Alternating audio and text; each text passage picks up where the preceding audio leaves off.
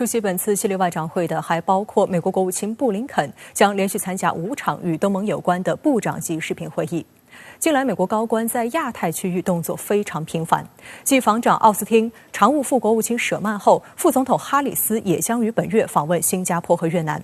路透社刊文指出，美方一连串行程显示出华盛顿已在东南亚展开布局。周二起，美国国务卿布林肯连续参加5场与东盟有关的部长级视频会议。这些会议分别是美国东盟部长会议、东亚峰会部长会议、东盟地区论坛部长会议、湄公河美国伙伴关系部长会议和湄公河知友部长会议。 During this week's meetings, Secretary Blinken will underscore that commitment and reiterate U.S. positions on pressing regional issues, including calling on the Burmese junta to immediately end the violence and restore Burma to the path of democracy, supporting freedom of the seas in the South China Sea, improving resilience and transparency through the Mekong-U.S. partnership. 事实上，在过去数年，尤其是特朗普执政时期，美国高层官员参加东盟会议并不积极，有时只派出级别较低的官员参加。路透社分析称，拜登政府成立之初被认为很少关注东南亚，但最近美国高官的频繁访问凸显出对这一地区的重视。刚刚过去的7月，美国高官兵分3路展开密集亚洲行，布林肯访问印度，防长奥斯汀访问新加坡、菲律宾、越南，而常务副国务卿舍曼则在访问中国前去了日本、韩国和蒙古国。更早之前，舍曼还分别前往印度尼西亚、柬埔寨和泰国。紧接着，美国副总统哈里斯预计将于本月中旬访问越南和新加坡，这将是越战结束后美国副总统首次到访越南。白宫声明称，哈里斯此访的目标就是加强与美国2个重要的印太地区伙伴关系，并扩大经济合作，主要议题包括双边合作、区域安全、新冠疫情和气候变化等。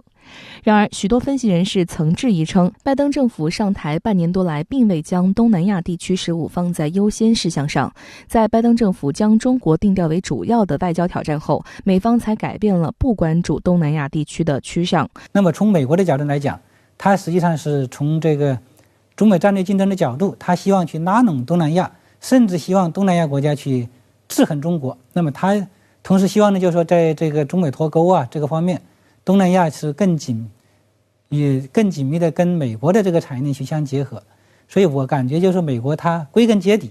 它对东南亚其实它并不是真正重视东南亚，它是从这个反华的角度来讲，认为这个东南亚在反华的这个布局里面有很重要的作用，所以从这个角度来讲，它比较重视这个东南亚。近来，东南亚疫情已引起多方关注，美方也有意将疫情作为对东南亚国家外交的突破口。据《纽约时报》报道，奥斯汀上周2在新加坡发表演讲时表示，美国在过去2个月里向东南亚捐赠了大约4000万剂新冠疫苗。上周日，美国捐赠的300万剂莫德纳新冠疫苗运抵越南，另外，美国也向菲律宾运送了至少300万剂新冠疫苗。值得注意的是，就在疫苗抵达菲律宾之际，菲总统杜特尔特上周5宣布恢复非美访问部队协议。杜特尔特早前曾多次表示希望终止该协议。据菲律宾《每日问询者报》报道，菲总统府当日表示，美国的新冠疫苗捐赠可能是杜特尔特决定保留协议的原因之一。就是说，实际上杜特尔特本来也没有真正要废除这个非美访问部队协议，他实际上是把它作为一个应对美国压力的一张牌。那么正好在目前呢，就是说这个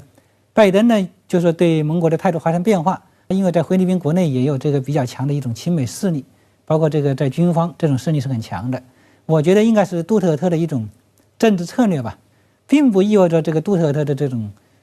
政策方向有根本性的变化。另据《纽约时报》报道，华盛顿方面无端指责中国一直在通过访问、贷款以及最近的提供新冠疫苗等方式培养与东南亚的关系。对此，中国外交部发言人赵立坚在之前的例行记者会时指出，疫苗是战胜疫情的武器，不是谋取政治私利的工具，更不是攻击抹黑他国的借口。在抗疫之外，防务与经贸也是美国此轮布局东南亚的重点事宜。在奥斯汀上周2与新加坡总理李显龙会晤时，双方重申了2国牢固的双边及防务关系。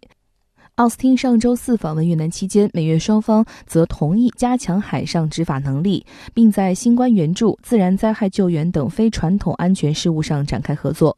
此外，上周四，越南总理范明正与奥斯汀会晤时强调，越美经贸合作发展余地仍较大，建议双方未来时间继续保持密切配合。此前，拜登上台后，美方已将越南从货币操纵国名单中移除，而经贸合作和应对气候危机的议程也将是哈里斯访问越南和新加坡的主要议题。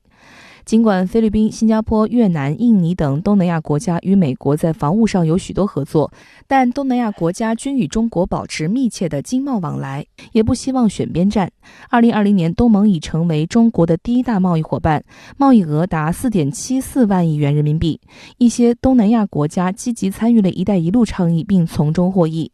有分析指出，虽然美国多重并举，想通过拉拢东南亚国家对冲中国影响力，主要手段包括疫苗外交、炒作南海问题、构建扩充版的四国机制等，不过无意达到目的。在疫苗方面，美国提供疫苗缓慢，数量有限，与中国东盟的抗疫合作无法等量齐观。在南海问题上，中国与东盟国家全面有效落实南海各方行为宣言，积极推进南海行为准则磋商，取得重要进展。而美国不但通过军舰战机制造紧张局势，更妄图插足南海行为准则，干扰其在3年期限内完成。这一破坏地区和平稳定的做法受到域内国家坚决反对。在四国机制方面，日本读卖新闻称，东南亚国家不愿在中美之间选边站队，不希望四国机制成为对抗中国的方案。